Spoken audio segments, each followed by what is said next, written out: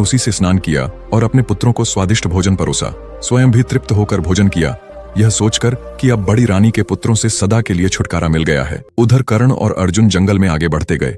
चलते चलते वे एक बड़े पेड़ के नीचे विश्राम करने के लिए बैठ गए। अर्जुन ने थककर कहा, भैया मुझे बहुत प्यास लगी है, हम बहुत दूर चलकर आए हैं, मेरा गला सूख रहा है। कर्ण ने चिंतित होकर कहा, तुम यहीं रुको, मैं आसपास कहीं पानी ढूंढ कर लाता हूँ। कर्ण पास के इलाकों में पानी की तलाश में निकल पड़ा। कुछ ही दूर पर उसे एक सुंदर तालाब दिखाई दिया, पर समस्या यह थी कि पानी अर्जुन तक कैसे पहुंचाया जाए। तभी कर्ण को अपनी चादर का ध्यान आया। उसने सोचा, अगर मैं चादर को पानी में भिगो कर ले जाऊं तो अर्जुन की प्यास बुझ सकती है। यह सोचकर वह तालाब में उतर गया। संयोग से वह तालाब एक अन्य राज्य की सीमा में स्थित था। उसी दिन उस राज्य के राजा का आकस्मिक निधन हो गया था। राजा की कोई संतान नहीं थी और अब राज्य को उत्तराधिकारी की आवश्यकता थी। मंत्रियों और पुरोहितों ने परामर्श कर निर्णय लिया कि जो व्यक्ति भाग्यवश राज तिलक के योग्य सिद्ध होगा वही नया राजा बनेगा। इसके लिए एक विशेष योजना बनाई गई। राज सिंहासन को एक सफेद हाथी की पीठ पर बांधकर जंगल में छोड़ दिया गया, ताकि हाथी स्वयं ईश्वर की प्रेरणा से योग्य व्यक्ति का चयन करे।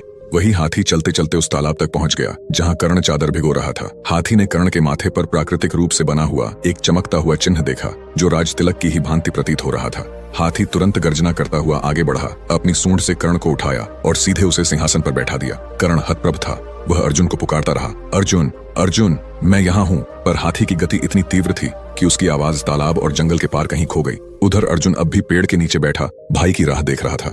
जब बहुत समय बीत गया और कर्ण वापस नहीं आया तो डर और चिंता से वह रोने लगा। रोते रोते पूरा दिन बीत गया। रात होने पर भूख प्यास और थकावट से वह वहीं सो गया। सुबह होते ही एक सन्यासी उस मार्ग से गुजरा। उसने अर्जुन को इस अवस्था में देखा, अकेला, सहमा और आंसुओं में डूबा। उसकी करुणा जाग उठी। सन्यासी ने अर्जुन को अपनी गोद में उठाया और उसे अपने साथ जंगल की एक शांत कुटिया में ले गया। इधर सफेद हाथी कर्ण को लेकर राजधानी पहुंचा। वहां की प्रजा और मंत्रीगण आश्चर्यचकित रह गए। हाथी ने कर्ण को सिंहासन पर बैठाया और सबने उसे नया राजा स्वीकार किया। विधि पूर्वक उसका राज्य तिलक हुआ। कर्ण अब उस राज्य का नवनिर्वाचित राजा बन चुका था, किंतु अर्जुन की चिंता उसके मन में अब भी गहराई से बसी थी। कर्ण को कुछ भी समझ में नहीं आ रहा था कि उसके जीवन में अचानक यह सब कैसे घटित हो गया। महलों की भव्यता, राजा बनने का गौरव, सब अधूरा लगता था। उसका मन बार बार अपने छोटे भाई अर्जुन को याद करता। वह सोचता, अब वह किस हाल में होगा, क्या उसने पानी पिया, क्या वह सुरक्षित है। समय बीतता गया। कर्ण ने परिस्थितियों से समझौता कर लिया और पूरे मन से राज्य का कार्यभार संभालने लगा।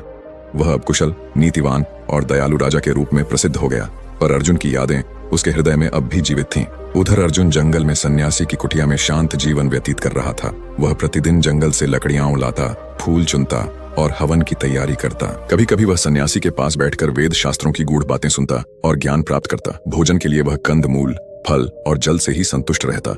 उसका जीवन सरल परंतु आत्मिक रूप से समृद्ध हो चला था। इसी बीच कर्ण और अर्जुन के पिता के राज्य पर एक भीषण देवीय आपदा आई। सारे गांव, महल और खेत नष्ट हो गए।